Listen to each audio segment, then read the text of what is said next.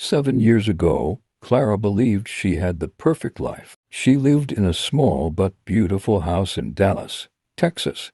Every morning she woke up early, made coffee, and watched the sunrise through the kitchen window. Her husband, Daniel, would usually walk into the kitchen half asleep, smiling as he wrapped his arms around her. For a long time, Clara believed she was lucky. Daniel had been her college sweetheart. They met when they were both 22, broke, and trying to figure out life. Back then, they used to sit on the floor of their tiny apartment eating cheap takeout and dreaming about the future. They promised each other something simple. One day, they would build a good life together. And for years, it felt like they were doing exactly that. But what Clara didn't know was that the life she trusted so much was already beginning to fall apart. And the person who would destroy it was someone she trusted the most, her best friend, Emily. Clara and Emily had known each other since high school. They were inseparable.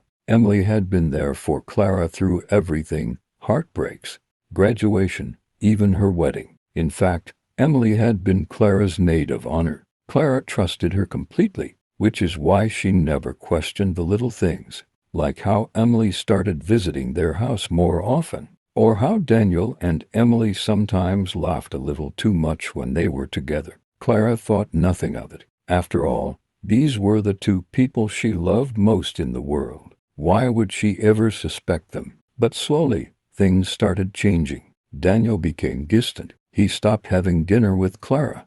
He started coming home late from work.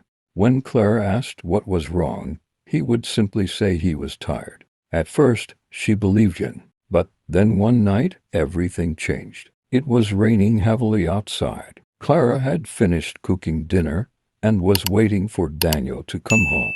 He finally walked through the door around 10 p.m., but something about his expression felt cold. He sat down across from her and took a deep breath. Then he said something Clara would never forget. "Clara, I'm not happy anymore." Her heart dropped. She thought maybe he was stressed. Maybe work was difficult. But then Daniel said something worse. "I think we should get a divorce." Clara felt like the ground disappeared beneath her. A divorce? Out of nowhere. She tried to understand what was happening. She asked him if there was someone else. Daniel hesitated, and that silence told her everything. But the truth was even worse than she expected. The next day, Clara received a message from Emily. Emily asked if they could meet. Clara thought her best friend was coming to comfort her. Instead, Emily sat down across from her in the cafe and quietly said something that shattered Clara's world. "Daniel and I have been seeing each other." Clara stared at her, unable to speak. Emily looked down at her hands.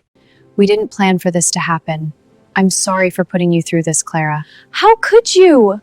Her husband, her best friend, behind her back, for months, maybe longer. Clara walked out of that cafe without saying another word. Within weeks, Daniel moved out of the house. Not long after that, Clara heard the news.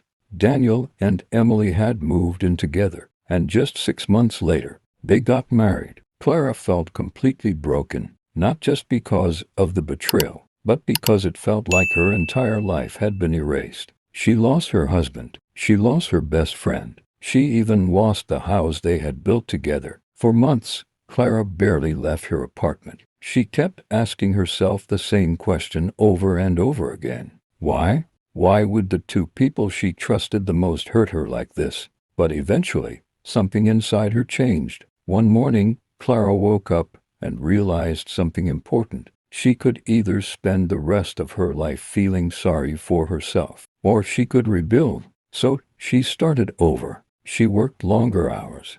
She studied new skills. She took risks she had never taken before. Little by little, her life began to change. Years passed. Clara slowly climbed the ladder in her company.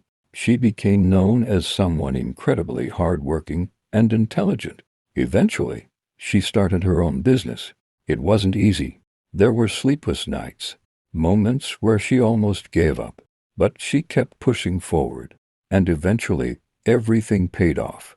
7 years later, Her company had grown into one of the most successful consulting firms in the city. She had employees, clients, respect, and most importantly, she had her confidence back. Daniel and Emily, on the other hand, were not doing so well. Their relationship, which had once seemed so exciting, slowly turned toxic. Money problems started. Arguments became frequent. Daniel lost his job during a company downsizing. Emily's business also struggled. The life they once imagined together slowly fell apart. Then one afternoon, Clara's assistant walked into her office. "There's a couple here asking to meet you," she said. Clara glanced at the names written on the appointment form and froze. Daniel and Emily. 7 years had passed since she last saw them. You can let them in. Right away. And please bring us some coffee. Daniel and Emily walked in. They looked different, older, tired, nervous.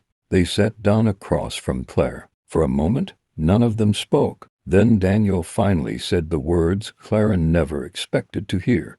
"I'm sorry for what I put you through, Clara. Please, we really need your help." They had heard about Clara's company, and they hoped she could help them save everything. Why do you think I can help you after everything you've done? I honestly can't believe this. You still came here asking for my help? She could have taken revenge, but instead, she simply smiled calmly. Then she said something they would never forget. I hope things work out for you, but I'm afraid I can't help. Daniel looked shocked. Emily looked down at the floor. Clara stood up and walked to the window, looking out at the city she had conquered on her own. 7 years ago, they had taken everything from her. But now she realized something important. They hadn't destroyed her life. They had forced her to build a better one. And that was the best revenge of all.